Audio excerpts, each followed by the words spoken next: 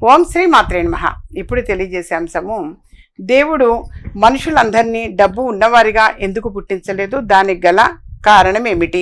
ఇటువంటి చిన్నది ఏమన్నా సందేహం గనక కలిగి ఉంటే నివృత్తి కోసం మనుషులందరినీ కూడా దేవుడు సమానంగా సృష్టించినప్పటికీ కూడా వారి ఆర్థిక పరిస్థితుల్లో తేడాలు ఉండడానికి గల ప్రధాన కారణం భగవంతుడి యొక్క నిర్ణయం ఒక్కటే కాదు, దాని వెనుక మన కర్మ ఫలం అని అంటాం. అంటే పూర్వజన్మ సుకృతం లేదా పాపం. సమాజంలో వ్యవస్థాపక అసమానతలు మరియు ప్రతి ఒక్కరి ఆలోచనలు, శ్రమ ముఖ్య పాత్ర పోషిస్తాయి. భిన్నత్వమే సృష్టికి అందం. దీనిని అర్థం చేసుకోవడానికి కొన్ని ముఖ్యమైన విషయాలు ఇక్కడ చూద్దాం. కర్మ సిద్ధాంతం. హిందూ సనాతన ధర్మం ప్రకారం ఒకరి సంపద లేదా పేదరికం వారి పూర్వజన్మ కర్మలు మరియు ఈ జన్మలో వారు చేసే కృషితో ముడిపడి ఉంటుంది. అందరూ ఒకేలా డబ్బు హోదా కలిగి ఉంటే ప్రపంచంలో ఎలాంటి పనులు జరగవు. సమాజంలో ప్రతి పనికి చిన్నదైనా పెద్దదైనా ప్రాముఖ్యత అనేది ఉంటుంది. అందరికీ అన్నీ సమకూరిస్తే మనుషుల్లో ప్రయత్నం, కష్టం, ఎదుగుదల అనే ఆలోచనలు నశించిపోతాయి. కష్టాలు, సవాళ్లు మనిషిని పరిపక్వత వైపు నడిపిస్తాయి. పేదరికం మనిషిని అహంకారం లేకుండా దైవభక్తితో వినమ్రంగా ఉండేలా చేస్తుందని కొందరు నమ్ముతారు. అధిక ధనం మనిషిని దేవుడికి దూరం చేస్తుందని ఒక నానుడి. డబ్బు లేకపోవడం దేవుడి శిక్ష కాదు, జీవితాన్ని అర్థం చేసుకోవడానికి మరియు ఎదగడానికి ఇచ్చిన ఒక అవకాశం. ఎప్పుడైనా సరే మనం కష్టపడాలి అనే తత్వం కష్టంతో ముడిపడి ఉంటుంది. యథార్థంగా ఎంత గొప్ప గొప్ప వాళ్ళైనా సరే, మహానుభావులైనా సరే, ఎంత మహానుభావులైనా వాళ్ళు సహజంగా వాళ్ళు చెప్పుకుంటుంటారు, లేదా వాళ్ళ బంధువులు, వాళ్ళ స్నేహితులు, వాళ్ళు కూడా సహజంగా తెలియజేస్తూ ఉంటారు. ఒకప్పుడు వాళ్ళ కుటుంబము వాళ్ళు 40-50 ఏళ్ల క్రితం, 60 ఏళ్ల క్రితం బట్టలు అమ్ముకున్నారు, రోడ్ల మీద సైకిళ్ళ మీద తిరిగి బట్టలు అమ్ముకునేవాళ్ళు అని అంటారు కొంతమందిది ఎగ్జాంపుల్గా. కొంతమంది వాళ్ళు చిన్నప్పుడు ఇలా టీ ఫ్లాస్కులో టీ పెట్టుకొని టీ అమ్మేవాళ్ళు అని అంటారు.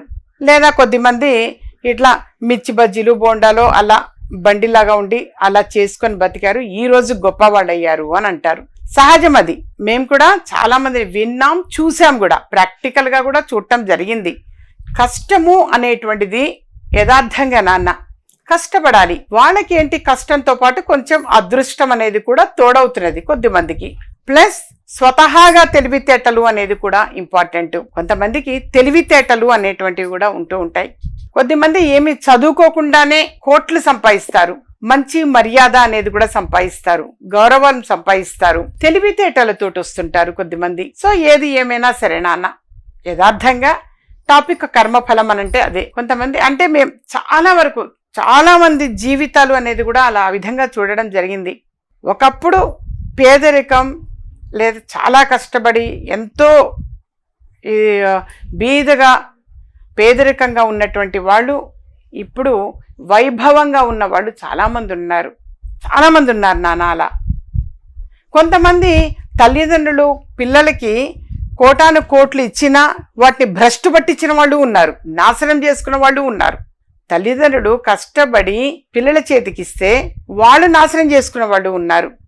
ఏది ఏమైనా సరే నాన్న, కొంచెం తెలివితేటలు అనేది కూడా ఇంపార్టెంట్. ఇప్పుడు వాళ్ళు వచ్చి సంతకం పెట్టమంటే నేను పెట్టాను, ఎవరిది పెట్టడం తప్పు, మూర్ఖత్వం ఎవరిది అన్నట్టు. యథార్థంగా వాళ్ళకి నేను సంతకం పెట్టాను అంటారు, దేనికైనా కానీ ఎనీహౌ అది ఏదన్నా కావచ్చు. వాడు షూరిటీకి పెట్టాడో దేన్ని పెట్టాడో ఏదో, మొత్తానికి నేను అలా సంతకం పెట్టాల్సి వచ్చింది, మొత్తం పోయింది అంటారు. సరే ఏది ఏమైనా పెద్దవాళ్ళు ఇచ్చిన దాన్ని కాపాడుకోవటం కూడా ఇంపార్టెంట్. చిన్నవాటిని ఇచ్చిన ఆస్తిపాస్తి ఎంతైనా కావచ్చు, దాన్ని కాపాడుకోవాలి ధర్మంగా, అది ఇంపార్టెంట్. సరే ఏది ఏమైనా సరే నాన్న, జాగ్రత్త చేసుకోవటము, జాగ్రత్తగా ఉండడము. ఫస్ట్ అవన్నీ కూడా ఎక్కడి నుంచి వస్తాయి? పెద్దవాళ్ళని ఎవరైతే గౌరవిస్తూ ఉంటారో, కన్న తల్లిదండ్రులను ఎవరైతే గౌరవిస్తారో, తోబుట్టువుల్ని ఎవరైతే గౌరవిస్తారో వాళ్ళు ఎప్పుడు కూడా బాధపడకూడదు. తోబుట్టువులు ఎప్పుడు బాధపడకూడదు. ఒక అన్న చెల్లి ఉన్నారు అంటే యథార్థంగా చూసుకోవాలి, ప్రేమగా చూసుకోవాలి. తోడబుట్టుల్ని అన్నలు, తమ్ముళ్ళు, అక్క చెల్లెలని ప్రేమగా చూడాలి. అక్క చెల్లెలకు అంతే ఉంటుంది, ఎక్కువగా ఉంటుంది. అన్నదమ్ముల ప్రేమలు ఎక్కువ ఉంటాయి. ఫస్ట్ ప్రేమ, అభిమానం, గౌరవం ఇవి ఇంపార్టెంట్ నాన్న. ఆస్తిపాస్తులు ఒక్కటే కాదు, మనం వెళ్ళేటప్పుడు పంపించేప్పుడు ఒక్క రూపాయి బిళ్ళ కూడా ఉంచరు ఒంటి మీద, ఒక్క రూపాయి బిళ్ళ కూడా ఉండదు, తీసుకుపోయేది ఏమీ లేదు, అన్నీ ఇక్కడ వదిలేసిపోయేవే. దీనికోసం ఇందుకోసం కొట్టుకోటాలు, తిట్టుకోటాలు. కొన్ని మన ఈ ఫేస్బుక్లో చూస్తుంటే బాధ అనిపిస్తుంటుంది. పిల్లలు తల్లిదండ్రుల్ని తన్ని లాక్కుంటున్నారు ఆస్తులు అని. ఎట్టుపోతుంది ప్రపంచం, ఏమైపోతున్నాయి? మానవత్వం అనేది కనీసం ఒక మానవత్వంగా ఒక పెద్దవాళ్ళు కొన్ని తల్లి తండ్రి కష్టపడ్డారు, చదివించారు.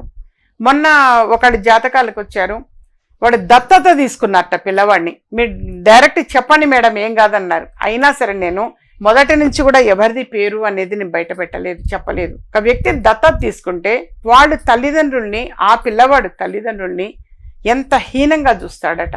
వాళ్ళ ఫ్రెండ్స్ని తీసుకొని వచ్చి రూమ్లో దాగుతారట. అది బాధ అనిపిస్తుంటుంది, సహజంగా చాలా బాధ అనిపిస్తుంది. అంతకంటే వీళ్ళ దత్తత తీసుకోకుండా ఉంటే బాగుండేదే అనిపిస్తుంది. కొంతమంది అందరినీ కాదు, వాపోయినటువంటి వాళ్ళ గురించి తెలియచేసేది. చాలా బాధ అనిపిస్తుంది. సరే ఏదైనా సరే వాళ్ళు కాస్త వృద్ధాప్యంలో ఉన్నప్పుడు ఇంతో ట్యాబ్లెట్ ఇవ్వటమో, గ్లాస్ మంచినీళ్ళు ఇవ్వటమో, కనీసం భోజనం పెట్టకపోయినా నువ్వు భోజనం చేసావా అమ్మా అని అడిగినా వాళ్ళ కడుపు నిండుతుందిట. తల్లిదండ్రులకి కడుపు నిండుతుంది.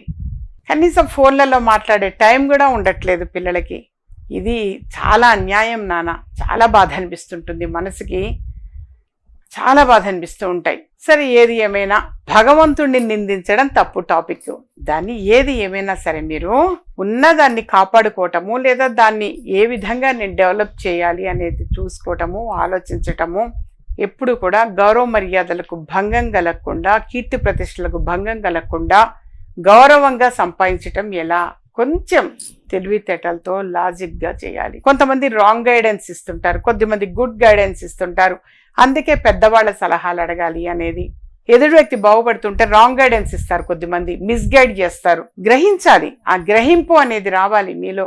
ఎవరు కరెక్టు, ఏ ఫ్రెండ్షిప్ కరెక్టు, ఆ ఫ్రెండ్ కరెక్ట్ అవునా కాదా. స్నేహం అనేది చాలా గొప్పది. తోడబుట్టిన వాళ్ళకంటే కూడా స్నేహం వాస్తవంగా చాలా చాలా గొప్పది. అది మంచి స్నేహితులై ఉండాలి స్నేహం. అందుకే మనం స్నేహం చేసేవాళ్ళు పిల్లలు ఎవరికైనా మీరు చెప్పేది అబ్జర్వ్ చేస్తుండాలి. స్నేహితులను అబ్జర్వ్ చేయాలి. నీ కొడుకో లేదా కూతురో ఎలా ఉన్నారు తెలుసుకోవాలి అంటే వాళ్ళ పరిసరాలు, వాళ్ళ స్నేహితులు ఎవరితో ఫ్రెండ్షిప్ చేస్తున్నారనేది చూస్తుండాలి, గమనించాలి. దీన్ని బట్టి వీళ్ళది తెలిసిపోతుంది, ఎస్టిమేట్ చేయగలుగుతాం. సరే ఏది ఏమైనా అది భగవంతుడిని నిందించటం తప్పు. కర్మఫలం. కొంతమంది ఏమీ లేకుండా, పైసా పెట్టుబడి లేకుండా వృద్ధిలోకి వచ్చేవాళ్ళు ఉంటారు. కోటాను కోట్లు తల్లిదండ్రులు ఇస్తే భ్రష్టు పట్టించడం, నాశనం చేసే పిల్లలు ఉంటుంటారు. కాబట్టి ఏది ఏమైనా సమయస్ఫూర్తి అనేది ఇంపార్టెంట్. భగవంతుడు మనకి తెలివితేటలు ఇచ్చాడు. ఎవరి తెలివితేటల్ని వాళ్ళు సద్వినియోగం చేసుకోవడానికి ప్రయత్నం చేయాలి. నేను చేసేది రైటా రాంగా, వాళ్ళే బేరీజ్ చేసుకోవాలి. నేను కరెక్ట్ వే పెడుతున్నానా, వెళ్ళట్లేదా, మీరు అలా ఆలోచన చేసుకోండి నాన్న. అప్పుడు భగవంతుడిని నిందించటము అనేటువంటిది మానుకుంటారు.